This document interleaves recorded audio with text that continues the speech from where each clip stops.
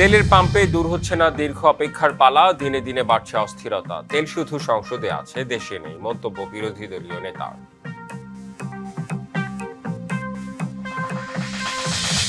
আসছে একাধিক তীব্র তাপপ্রবাহ, গরমের পারদ উঠতে পারে ৪২ ডিগ্রি পর্যন্ত, আছে একাধিক কালবৈশাখীর পূর্বাভাস।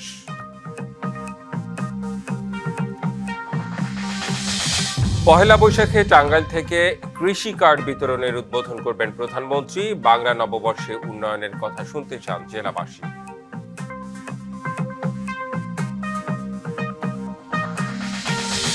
এবং নানা অনিশ্চয়তার মধ্যেই পাকিস্তানে আজ শুরু হচ্ছে ইরান যুক্তরাষ্ট্র যুদ্ধবিরতি সংলাপ। ইসলামাবাদে ইরানি পার্লামেন্ট স্পিকার ও পররাষ্ট্রমন্ত্রী।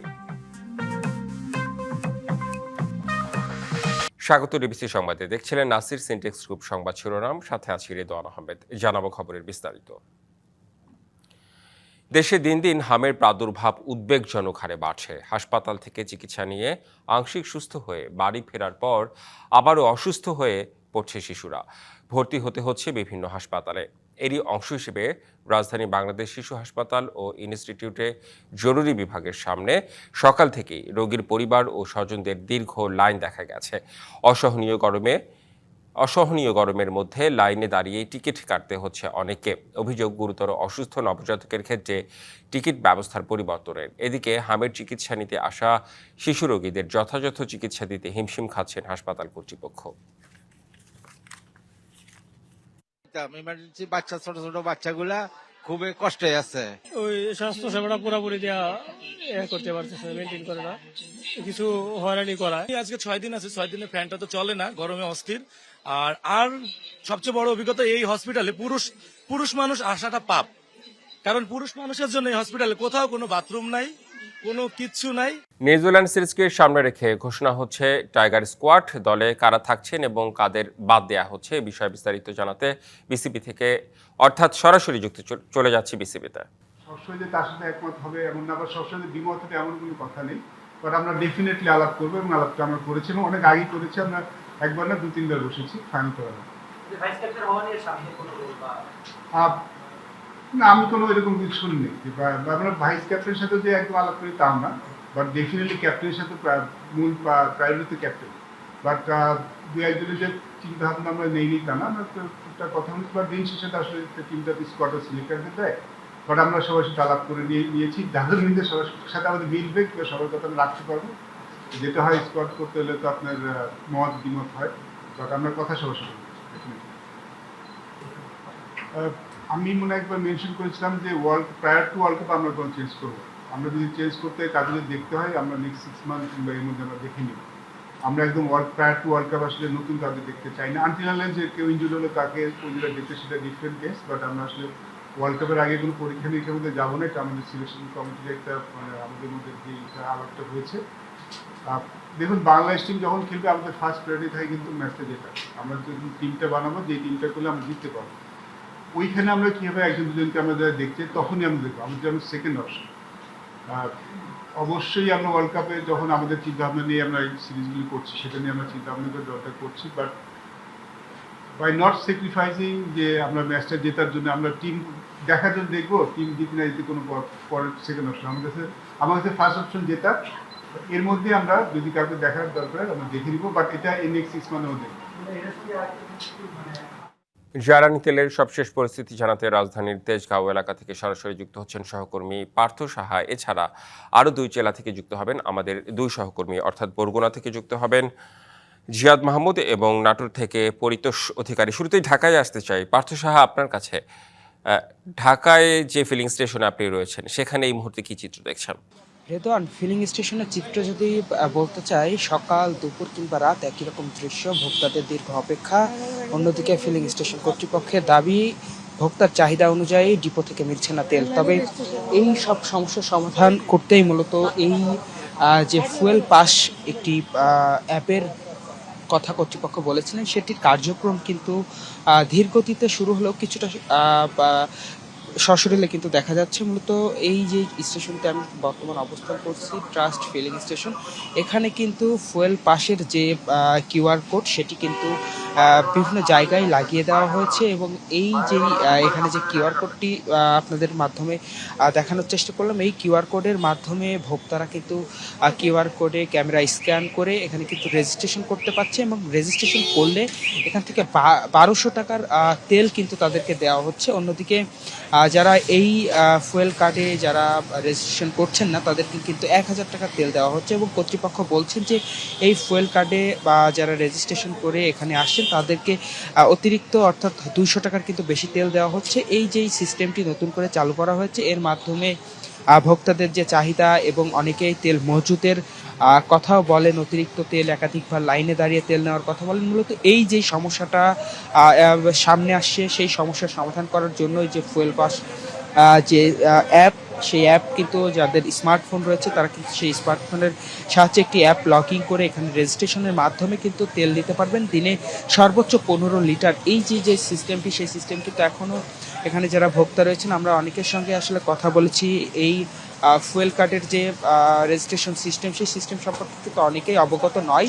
তবে ভোক্তারা বলছেন যে এই ফুয়েল কার্ড সম্পর্কে যেন সাধারণ ভোক্তা যারা রয়েছেন তাদের মধ্যে বিস্তর আলোচনা করা হয় এবং এই ফুয়েল কার্ডের রেজিস্ট্রেশনের বিষয়ে যেন সামাজিক সচেতনতা বৃদ্ধি করে যেন এর বিস্তারিত জানানো হয়, তাহলে আসলে ভোক্তাদের যে ভোগান্তি নিশ্চয়ই পার্থ, বিস্তারিত জানতে পেরেছি রাজধানীর চিত্র আসলে কি রকম। আমরা একটু চলে যেতে চাই নাটোরে পরিতোষ অধিকারীর কাছে। পরিতোষ অধিকারী, নাটোরের কি অবস্থা আসলে, মানে ঢাকার মতোই অবস্থা না একটু ব্যতিক্রম দেখছেন?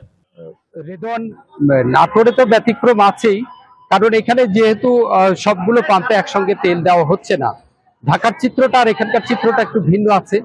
বেশিরভাগ পাম্প বন্ধ রয়েছে। নাটোর শহরে 7টি পাম্প রয়েছে, 7টি পাম্পের মধ্যে শুধুমাত্র আজকে একটি পাম্পে শহরের ভিতরে এখানে পেট্রোল দেওয়া হচ্ছে। রাত্রি 3টা থেকে কিন্তু মোটরসাইকেল চালকরা তারা সারিবদ্ধভাবে দাঁড়িয়ে আছেন। এই তীব্র রোদ, আজকে তাপমাত্রা 36-37 ডিগ্রি সেলসিয়াস উঠানামা করছে।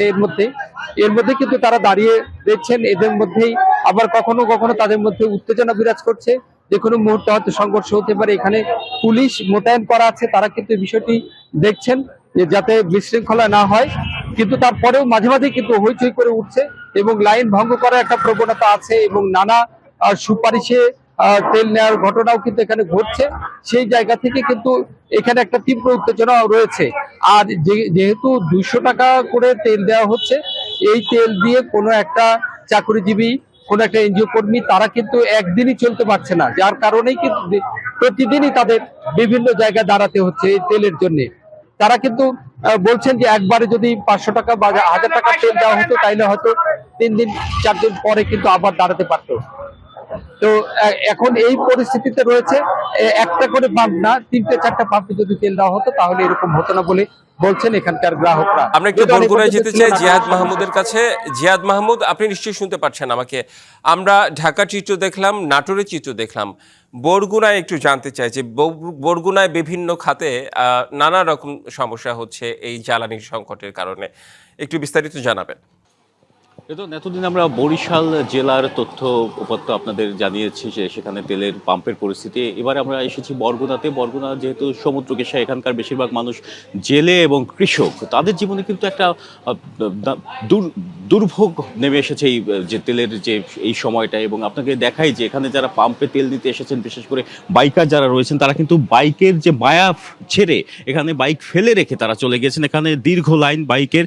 এখানে যারা বাইক মালিক তাদেরকে আমি পাচ্ছি না, এবং তারা অনেকে যারা রয়েছেন তারা বলছেন যে কখন তেল দেয়, এখানে তেল দিবে সেই বিষয়টি তারা জানেন না বিধায় বাইক রেখে এখান থেকে চলে গিয়েছেন। এবং অনেকে বলছেন যে এখানে 2 দিন ধরে পেট্রোল পাওয়া যাচ্ছে না, অকটেনও নেই, ডিজেল সেটিও রেশনিং করে দেওয়া হচ্ছে। যেটি বলছিলাম যে উপকূলের বেশিরভাগ মানুষ, এই জেলা বেশিরভাগ মানুষ জেলে এবং কৃষক। তেলের অভাবে জেলেরা, আমরা যতদূর জানতে পেরেছি, সমুদ্রে মাছ শিকার করতে যেতে পারছেন না। তারপরে কৃষকরা তাদের উৎপাদিত যে ফসল, বিশেষ করে 1000 কোটি টাকার তরমুজ রয়েছে মাঠে, সেই তরমুজ কিন্তু বিক্রি করতে পারছেন। আমি একজনের সাথে কথা বলবো, একজন গণমাধ্যম কর্মী রয়েছেন। আপনি এই জেলার সার্বিক চিত্র কি দেখেছেন এতদিন ধরে, তেল পরিস্থিতি কি অবস্থা এবং কৃষক জেলেদের কি ভোগান্তি? আসলে দেখুন, আসলে দক্ষিণ অঞ্চলের মধ্যে বরগুনার পাথরঘাটায় মৎস্যের দ্বিতীয় বৃহত্তম মৎস্য অবতরণ কেন্দ্র। আসলে এখান থেকে প্রায় 30,000 জেলে আসলে যারা প্রতিদিন সমুদ্রে মাছ শিকারে যায়, এবং এই জেলে ট্রলারগুলোতে তেলের সংকট থাকায় অনেক জেলেই আসলে এখনো কিন্তু তীরে রয়েছে। আপনি জানেন যে সামনে বৈশাখ আসছে, এরপরে আবার অবরোধ আসছে। আসলে কৃষকদের কথা যদি আমরা বলি, এই মুহূর্তে আসলে একটা বড় অর্থকারী ফসল বর্তমানে আমাদের এলাকার জন্য তরমুজ, এবং সেই তরমুজের যে তেলের সংকটের কারণে পরিবহন পাওয়া যাচ্ছে না, আর পরিবহন না পাওয়ার কারণে এই কৃষকরা এই পণ্যগুলো আসলে বিক্রি করতে পারছে না। বাট সহজ কথায় বলতে গেলে আসলে বরগুনার প্রায় 50 কোটি টাকার মতো ক্ষতি শুধু এই তরমুজ খাতি হওয়ার আশঙ্কা করছে। ধন্যবাদ আপনাকে। যেমনটি শুনছিলেন যে এখানে তেলের যে সংকট রয়েছে সেই সংকট কোনোভাবেই কাটছে না। যে তেল পাওয়া যাচ্ছে সেটি বিকেলের মধ্যেই শেষ হয়ে, বিকালে যখন পাওয়া যাচ্ছে সেটি কিন্তু 2-3 ঘন্টার মধ্যেই শেষ হয়ে যাচ্ছে, এবং যারা তেল পাম্প কর্তৃপক্ষ রয়েছেন তারা বলছেন যে তাদের চাহিদা অনুযায়ী তেল পাচ্ছেন না। যদি সরকার এই উপকূলীয় জেলার বিষয়ে উদ্যোগ নেন এবং চাহিদা অনুযায়ী তেল বন্টন করা হয় এই জেলায়, তাহলে কিন্তু এখানে কৃষি উৎপাদন এবং মৎস্য উৎপাদন অব্যাহত থাকে, এবং সার্বিক যে এখানকার মানুষগুলো রয়েছে, বাইকার রয়েছেন, তাদের কিন্তু বেশ উপকার হয় বলে এখানকার কর্তৃপক্ষ জানিয়েছেন। এতটুকু ছিল বরগুনা মানে থেকে একদম আমার কাছে। বাস্তব যে চিত্র, সেই বিষয়টি আসলে আপনার মাধ্যমে উঠে এসেছে। ধন্যবাদ আপনাকে। জাতীয় সংসদে সংরক্ষিত নারী আসনের জন্য দ্বিতীয় দিনের মতো দলীয় মনোনয়ন ফর্ম বিক্রি করছে বিএনপি। প্রথম দিনে বিক্রি হয় 500-রও বেশি ফর্ম। রাজধানীর নয়াপল্টনে বিএনপির কেন্দ্রীয় কার্যালয়ে রবিবার পর্যন্ত চলবে এই কর্মসূচি। এখন পর্যন্ত জমা পড়েছে 19টি। নির্বাচন কমিশন ঘোষিত তফসিল অনুযায়ী মনোনয়নপত্র জমা দেওয়ার শেষ তারিখ 21শে এপ্রিল। মনোনয়নপত্র যাচাই বাছাই হবে 22 ও 23শে এপ্রিল। আপিল করা যাবে 26শে এপ্রিল। আপিল নিষ্পত্তি হবে 27 ও 28শে এপ্রিল। প্রার্থিতা প্রত্যাহারের শেষ সময়ে 19শে এপ্রিল। বিএনপির যুগ্ম মহাসচিব রুহুল কবির রিজভী বলেন, গণতান্ত্রিক রীতি অনুযায়ী প্রার্থী বাছাই করা হবে। আমরা মহিলা প্রার্থীদের সংরক্ষিত মহিলা আসনে যারা ইচ্ছুক তারা গতকাল থেকে ব্যাপকভাবে ফর্ম কেনা শুরু করেছেন, এবং আজও সেটি চলবে, আগামীকালও চলবে। একই সাথে ফর্ম কিনবেন এবং জমাও দেবেন। আগামীকাল ফর্ম কেনা এবং জমা দেওয়ার একেবারে শেষ তারিখ। জাকারিয়া খান, এ পর্যন্ত কতজন নারী নেত্রীর সঙ্গে আপনার কথা হয়েছে, কি বলছেন আসলে তারা? জি রেদওয়ান, আজকে দ্বিতীয় দিনের মতন মনোনয়ন ফর্ম বিক্রি কার্যক্রম চলছে, এবং গতকাল থেকে এখন পর্যন্ত প্রায় 700-এরও বেশি প্রার্থী তারা মনোনয়ন সংগ্রহ করেছেন, এবং এখন পর্যন্ত জমা পড়েছে প্রায় 150-রও অধিক মনোনয়ন। এবং প্রার্থীরা যেটি বলছেন যে, এবং দলের হাইকমান্ড থেকেও যেটি বলা হচ্ছে যে এবারের আসলে যেই 36টি সংরক্ষিত আসন রয়েছে সেই আসনে সবচেয়ে যোগ্য, সংসদে গণপ্রতিনিধিত্ব করতে পারেন এমন প্রার্থীকেই আসলে বেছে নেওয়া হবে, এবং প্রার্থীরাও আসলে তেমনটিই বলছেন যে সবচেয়ে যোগ্য প্রার্থীকেই বেছে নেবে দলের হাইকমান্ড। আমি যদি এই মুহূর্তে একটু সরাসরি আপনাদেরকে একটু কথা বলিয়ে দেওয়ার চেষ্টা করি একজন প্রার্থী যিনি মনোনয়নপত্র সংগ্রহ করেছেন। আপনি আমাদেরকে একটু জানাবেন, আপনি মনোনয়ন সংগ্রহ করেছেন, আপনার পক্ষ থেকে কি চাওয়া, যে দল কাদেরকে মনোনয়ন দেবে এবং দলের পক্ষ থেকে কি বলা হচ্ছে? বিসমিল্লাহির রহমানির রহিম। সবার আগে বাংলাদেশ, আর সবাইকে আমার শুভেচ্ছা, শুভ নববর্ষ। আজকে আমি খুব আনন্দিত যে আমরা 17 বছর পর মনোনয়নপত্রটাকে উঠাতে পারছি। আমাদের নারীরা এই কাজের সাথে যে কঠিন সময়গুলো পার করেছে, তো সেই হিসাবে আমরা আজকে অনেক আনন্দিত। তা আমরা চাই আমাদের দুঃসময়ে আমরা যেই মহিলারা প্রতিটা পদে পদে কাজ করে গেছি, দুঃসময় যেভাবে রাজপথে কাজ করে গেছি, তা আমরা আশাবাদী। আমরা দলের কাছে অবশ্যই আশাবাদী, আমরা এটা দলের কাছে ডিজার্ভ করি। সবার আগে বাংলাদেশকে যদি সুন্দর করতে হয়, আমি মনে করব আমাদের নারীদের প্রথম অধিকার দিয়ে কাজগুলোকে এগিয়ে নিতে হবে। বুঝতে পেরেছি। রেদওয়ান, আপনি শুনছিলেন আসলে প্রার্থী এবং হাইকমান্ডের কিন্তু চাওয়া একই, যে সবচেয়ে যোগ্য ব্যক্তি জনপ্রতিনিধিত্ব করতে পারেন তেমন প্রার্থীকেই আসলে বেছে নেওয়া হবে এবারের, এবং কালকে সব জমাদান এবং উত্তোলনের শেষ তারিখ। তো এখন পর্যন্ত এই দলীয় কার্যালয়ের সামনে থেকে আমার কাছে মনোনয়ন প্রত্যাশীদের এতটুকুই ছিল। রেদওয়ান। জি নিশ্চয়ই জাকারিয়া, ধন্যবাদ আপনাকে। সিন্ডিকেটের মাধ্যমে বাজার নিয়ন্ত্রিত হয় এমন কথা বাংলাদেশ থেকে মুছে দেওয়ার প্রতিশ্রুতি দিয়েছেন বাণিজ্যমন্ত্রী খন্দকার আব্দুল মুক্তাদির। জানান, আমদানি নির্ভর পণ্যের বাজার স্থিতিশীল রাখতে দেশের পুরো সাপ্লাই চেইন এআই মডেলে অন্তর্ভুক্ত করা হবে। এতে সরকার সহজে বাজার নজরদারি করতে পারবে, ফলে বাজার পরিস্থিতি স্থিতিশীল হবে। সকালে নগরের টিলাগড়ে জেলা প্রশাসন ও কৃষি সম্প্রসারণ অধিদপ্তরের উদ্যোগে দেশের প্রথম সরাসরি কৃষি পণ্য বিক্রির কৃষকের হাট উদ্বোধনের সময় এসব কথা বলেন মন্ত্রী। দেশে টিসিবির কার্যক্রমের পরিধি বাড়ানোর কথাও জানান তিনি। কোন সিন্ডিকেটের অধীনে বাজার নিয়ন্ত্রিত হয়, এই কথা, এই স্মৃতি বাংলাদেশ থেকে ইনশাল্লাহ আমরা বিদায় দেব। পুরো সাপ্লাই চেইন, আমদানি থেকে শুরু করে খুচরা পর্যন্ত বিক্রয়, এই পুরো সাপ্লাই চেইন আমরা এআই জেনারেটেড একটা মডেলের মধ্যে নিয়ে আসবো। যুদ্ধবিরতির 10 দফা দাবি নিয়ে আনুষ্ঠানিক আলোচনার জন্য পাকিস্তানে পৌঁছেছেন ইরানের পার্লামেন্টের স্পিকার ও পররাষ্ট্রমন্ত্রী আব্বাস আরাকচি। অন্যদিকে পররাষ্ট্রমন্ত্রী জেডি ভ্যান্সের নেতৃত্বে পাকিস্তানে এসেছে যুক্তরাষ্ট্রের প্রতিনিধি দল। তবে লেবাননে হেজবুল্লাহর সাথে যুদ্ধবিরতিতে ইসরায়েল রাজি না হওয়ায় এখনও সংলাপ নিয়ে অনিশ্চয়তা রয়েই গেছে। মধ্যপ্রাচ্য যুদ্ধবিরতি চুক্তি নিয়ে আজ পাকিস্তানের রাজধানী ইসলামাবাদে আলোচনায় বসতে যাচ্ছেন যুক্তরাষ্ট্র ও ইরানের প্রতিনিধিরা। এরই মধ্যে সেখানে পৌঁছেছেন দুই দেশের প্রতিনিধিরা। এই আয়োজনকে ঘিরে পাকিস্তানে তৈরি হয়েছে এক নিশ্চিদ্র নিরাপত্তা বলয়। রাজধানী ইসলামাবাদ সহ দেশজুড়ে সতর্ক প্রহরায় নিরাপত্তা কর্মীরা। গেল 7ই এপ্রিল ইরানের প্রস্তাবিত 10 দফা চুক্তির উপর হতে যাচ্ছে এই আলোচনা। শুক্রবার ইরানের পার্লামেন্টের স্পিকার বাঘের গালিবাফের নেতৃত্বে ইসলামাবাদে পৌঁছেছেন পররাষ্ট্রমন্ত্রী আব্বাস আরাকচি ও বেশ কয়েকজন উচ্চপদস্থ কর্মকর্তারা। তবে আলোচনা কখন শুরু হবে এই বিষয়ে এখনও কিছু জানায়নি কোনো পক্ষ। মার্কিন ভাইস প্রেসিডেন্ট জেডি ভ্যান্স বলেন, এই আলোচনা নিয়ে আশাবাদী তিনি। এটি ইতিবাচক হবে বলেও প্রত্যাশা তার। যুক্তরাষ্ট্রের প্রেসিডেন্ট ডোনাল্ড ট্রাম্প যেমন বলেছেন, যদি ইরান সৎভাবে আলোচনায় অংশ নিতে চায় তাহলে আমরাও অবশ্যই খোলা মনে এগিয়ে যেতে প্রস্তুত। এদিকে লেবাননের সাথে আলোচনায় বসতে রাজি হলেও সেখানে হামলা অব্যাহত রেখেছে তেল আবিব। তারা জানায়, লেবানন নিয়ে আলোচনা হলেও হেজবুল্লাহর সাথে যুদ্ধবিরতি নিয়ে কোনো আলোচনা করবে না ইসরায়েল। আশা করা যাচ্ছে আগামী সপ্তাহে ওয়াশিংটনে দুই দেশের মধ্যে আলোচনা হওয়ার সম্ভাবনা রয়েছে। এদিকে গেল বুধবার লেবাননে চালানো হামলায় মৃতের সংখ্যা বেড়ে দাঁড়িয়েছে 3.5 শতাধিকে। এ সংখ্যা আরও বাড়তে পারে বলে ধারণা করা হচ্ছে। Rahnuma Fermin, DBC news desk. সংবাদে এই ছিল এখনকার মতো। ডিবিসি নিউজের সংবাদগুলো পড়তে ভিজিট করুন dbcnews.tv আর ভিজিট করুন ডিবিসি নিউজের ফেসবুক পেজ এবং ইউটিউব চ্যানেল। সঙ্গেই থাকুন।